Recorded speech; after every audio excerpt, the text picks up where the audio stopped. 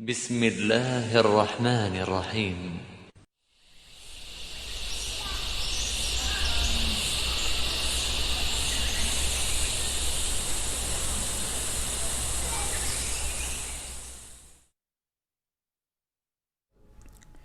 Bismillahirrahmanirrahim. Assalamualaikum warahmatullahi wabarakatuh. Alhamdulillahilladzi khalaqal insana fi ahsani taqwim wa faddala alaina bi an arsala rasulahu wa nabiyahu al-karim. Allahumma salli alaihi wa ashabihi wa azwajihi wa man sara ala hadihi wa sallim. Asyhadu an la ilaha illallah wahdahu la syarika lah wa asyhadu anna Muhammadan abduhu wa rasuluhu alladzi la nabiyya ba'dah. Ikhwati al-ahibbah,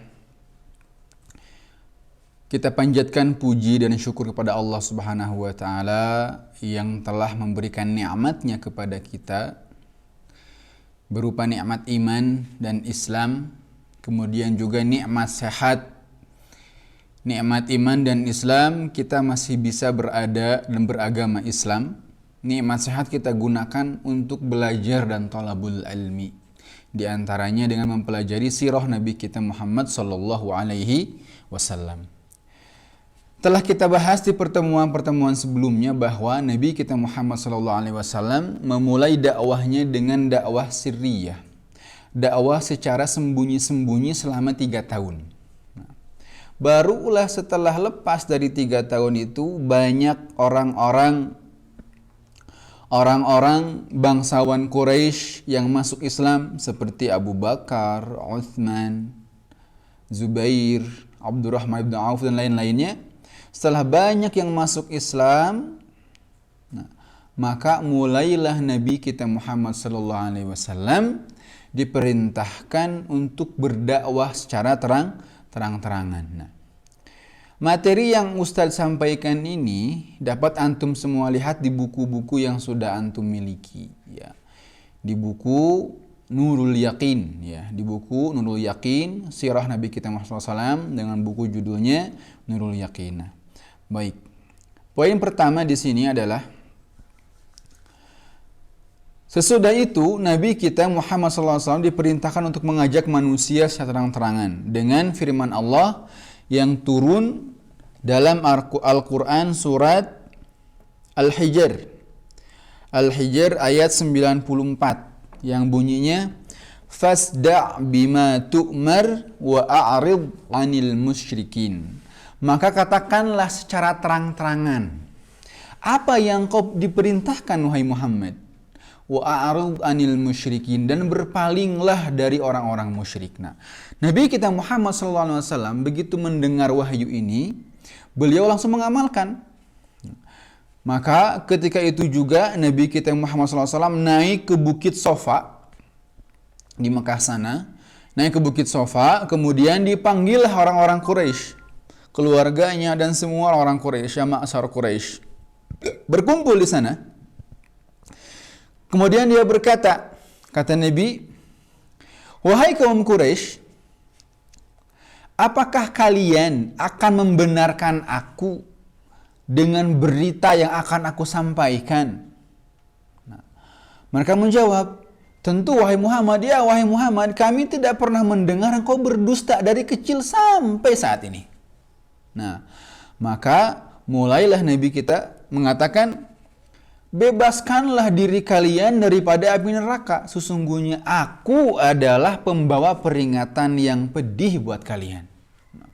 Mendengar tiba-tiba Nabi kita berkata seperti itu, orang-orang Quraisy kaget semuanya. Ada yang diam, ada yang mencibir, ada juga yang frontal menolak, seperti pamannya beliau, yaitu Abu Lahab. Abu Lahab, paman itu berkata, tabban laka ya Muhammad, ali hadza jama'tana. Celakalah engkau wahai Muhammad, apakah hanya untuk ini saja engkau kumpulkan kami semua? Engkau kumpulkan kami semua di sini. Dikatakan dalam suatu riwayat, bahkan ia sampai sambil melempari batu dan celaan itu. Coba bayangkan di saat kita menyampaikan pendapat kita, ide kita, yang kita rasa itu benar idenya, kemudian tiba-tiba orang terdekat, paman kita, keluarga kita, itulah orang pertama yang menentang. Ya. Pedih hati ini. Nah, Nabi kita Muhammad SAW, ini bukan pendapat beliau, jauh lebih besar dari itu. Ini wahyu daripada Allah Subhanahu wa Ta'ala. Ia sampaikan dengan penuh kasih sayang agar umatnya tidak terjerumus ke dalam dosa, kesyirikan, kekufuran, dan selamat daripada azab Allah, akan tetapi ditentang oleh pamannya sendiri. Tabban laka ya Muhammad, alihadza jama'tana? Celaka engkau wahai Muhammad. Apakah hanya untuk ini saja engkau kumpulkan kami semua? Nah, Masya Allah. Nah. Maka Allah turun, dulu. Ketika itu Nabi kita Muhammad terdiam sesaat mendengar itu.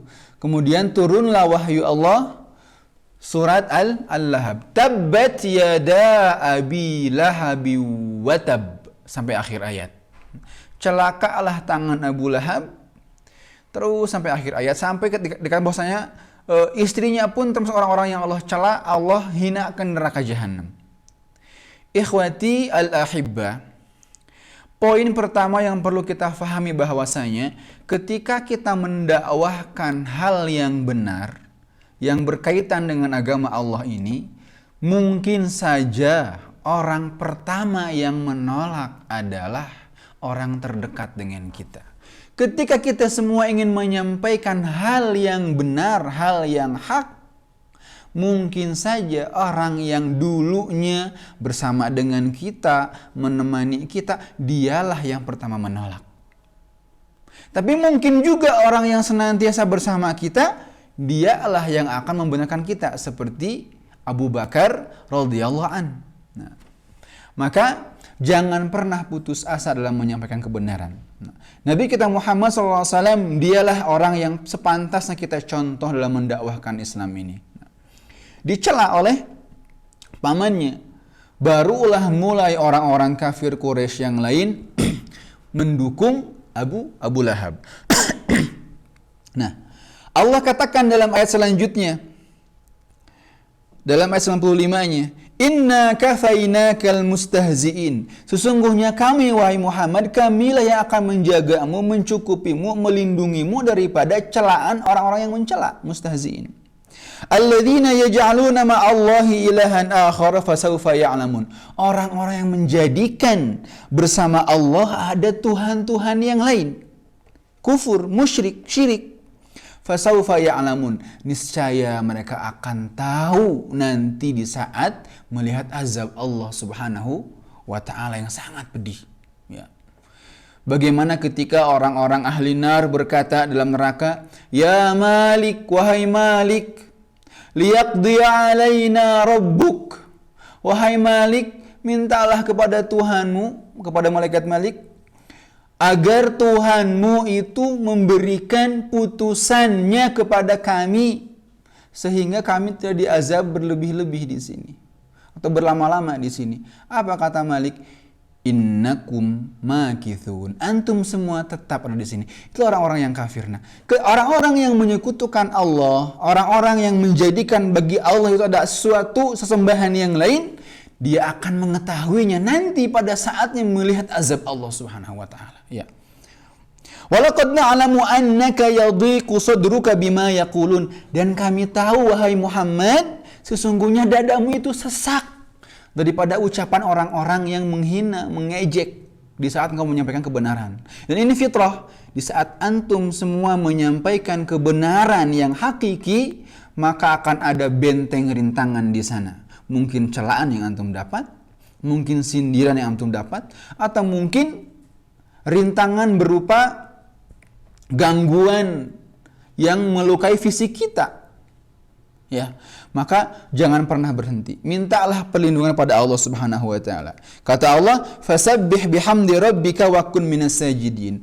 Maka memujilah kepada Allah, bertasbihlah kepada Allah dan jadilah engkau orang-orang yang sujud. Wa'bud rabbaka hatta ya'tiyakal yaqin, dan sembahlah Tuhanmu sampai datang ajal menjemputmu. Nah, baik, ikhwati al-ahibbah. Maka Nabi kita Muhammad sallallahu alaihi wasallam, beliau tidak pernah berhenti menyampaikan dakwahnya ini.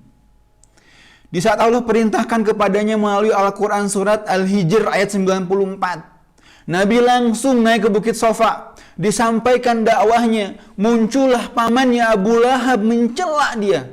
Taban laka ya Muhammad alihadza jama'tana. Celaka engkau hai Muhammad, untuk ini ente kumpulkan kita. Maka Nabi terdiam. Allah jawab dengan wahyunya surat Al-Lahab. Ikhwati al-ahibbah, disinilah dimulai datangnya rintangan demi rintangan yang menghadang Rasulullah Sallallahu Alaihi Wasallam. Disinilah dimulai bagaimana perjuangan Nabi kita Muhammad Sallallahu Alaihi Wasallam dalam mendakwahkan Islam sampai 10 tahun ke depan dari hari itu. Karena dakwah bil jahr, dakwah secara terang-terangan dilakukan selama 10 tahun. Dan dakwah secara sembunyi-sembunyi selama 3 tahun. Total semuanya 13 tahun ada di Mekah.